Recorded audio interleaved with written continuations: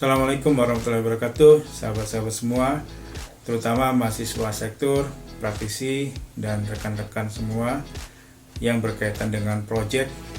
Dalam manajemen proyek, salah satu babnya adalah tentang manajemen keuangan.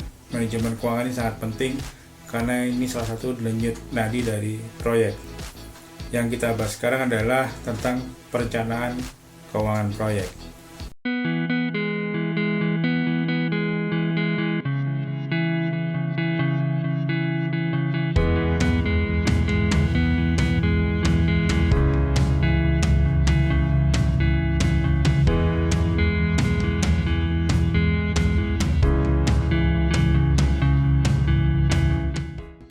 Kalau kita bicara keuangan ini berkaitan dengan aliran kas atau aliran uang dalam suatu organisasi, baik itu organisasi sekolah, perusahaan, maupun proyek. Di dalam keuangan ini banyak hal yang berkaitan dengan prinsip-prinsip dan administrasi dalam manajemen keuangan. Sebagai manajemen keuangan, ada beberapa hal yang mungkin perlu kita garis bawahi. Pertama, perbedaan antara akuntansi dan keuangan. Kalau akuntansi ini berkaitan dengan pencatatan, pelaporan, dan pengukuran transaksi bisnis dengan menggunakan sistem pembukuan yang diterima secara umum melalui pencatatan dan pembukuan secara berpasangan atau double entry.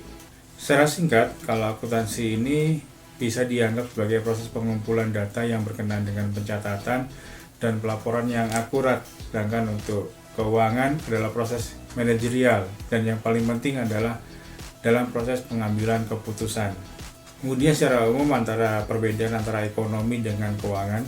Kalau ekonomi ini berkaitan dengan distribusi sumber daya dalam masyarakat, mempelajari transaksi di antara manusia yang melibatkan barang dan jasa dengan dan atau tanpa menggunakan uang. Perhatian dalam ekonomi banyak diarahkan pada penawaran dan permintaan, kemudian biaya dan laba, produksi maupun konsumsi. Perkembangan lebih lanjut dari bidang ekonomi banyak berhubungan dengan ilmu sosial lain seperti sosiologi, ilmu politik, dan psikologi. Sedangkan kalau dari sisi keuangan banyak memanfaatkan apa yang telah dihasilkan dari sisi ekonomi, kemudian menggunakan berbagai alat perhitungan ekonomi. Diawali dengan teori asumsi yang dikembangkan dengan ekonomi mikro dan mencoba menerapkannya untuk menjelaskan kerja dari perusahaan atau bisnis modern. Sedangkan untuk manajemen keuangan atau financial management, perusahaan yang membutuhkan dana perlu bersaing ketat juga dengan perusahaan lain. Kemudian dengan sumber daya yang ada, perusahaan harus aktif mengelola berbagai sumber daya yang ada, maka pengelola manajemen keuangan atau manajer keuangan harus aktif dengan banyak teknik dan alat untuk membantu sistem manajemen yang ada mengambil keputusan yang paling tepat. Manajemen keuangan adalah bidang yang berkaitan dengan pengelolaan perusahaan dan akan menjadi pedoman utama dari pendekatan yang harus kita gunakan dalam mempelajari keuangan.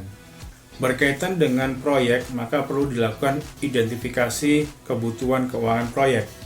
Pertama, berkaitan dengan sumber dari pendanaan proyek. Pendanaan proyek ini bersumber dari mana?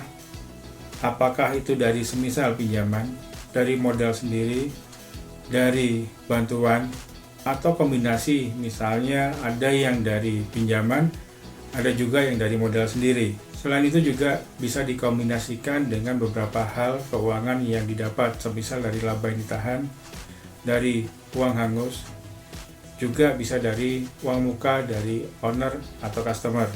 Berikutnya adalah berkaitan dengan persyaratan kontrak. Kontrak ini berkaitan juga dengan sistem pembayaran. Jadi manajemen keuangan perlu memperhatikan kapan uang itu masuk, kapan itu uang keluar, kemudian kapan schedule untuk pembayarannya, sehingga akan sangat membantu manajemen keuangan untuk mengatur cash flow dari proyek. Berikutnya yang ketiga adalah kondisi ekonomi, baik itu kondisi ekonomi mikro maupun makro, tergantung proyeknya. Jika proyek semakin besar, maka kondisi ekonomi makro ini sangat berpengaruh terhadap keberlanjutan proyek. Bagaimana kondisi ekonomi makro, semisal di kondisi negara, apakah tahun politik, tahun pandemi, dan lain sebagainya. Ini harus kita perhatikan karena menaik turunnya harga bahan bangunan sangat berpengaruh terhadap kelangsungan hidup proyek. Kemudian perkiraan biaya konstruksi. Perkiraan biaya konstruksi ini sudah dihitung di RAB, kemudian juga ada rencana anggaran pelaksanaan RAP. Perlu dihitung juga plus minus di lapangan, resiko yang akan terjadi dan biaya konstruksi real yang akan di lapangan. Ini akan berpengaruh terhadap perputaran keuangan dan pengambilan keputusan di manajemen keuangan. Kemudian yang kelima adalah durasi proyek. Usia proyek ini sangat mempengaruhi dalam hal keputusan organisasi, terutama perusahaan. Laba ditahan, berapa lama investasi ini berjalan, kemudian berapakah laba yang diharapkan dari perusahaan atau dari pemegang saham. Kemudian manfaat pajak. Banyak proyek jangka panjang yang memberikan manfaat pajak yang harus diperhitungkan ketika masuk pada rencana keuangan. Yang ketujuh, faktor resiko. Resiko ini cukup berpengaruh terhadap manajemen proyek, terutama dalam pengelolaan manajemen keuangan. Ada resiko-resiko yang bisa dialihkan ke pihak ketiga. Ketika dialihkan ke pihak ketiga, tentunya ada biaya tambahan ketika kita mengalihkan resiko.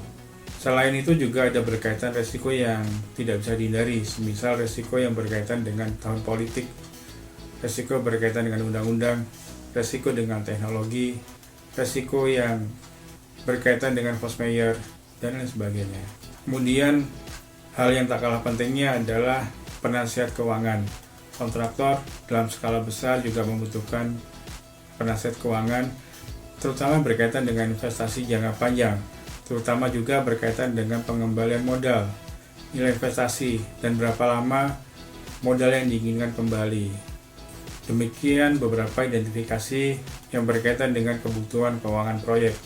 Semoga bermanfaat. Assalamualaikum warahmatullahi wabarakatuh.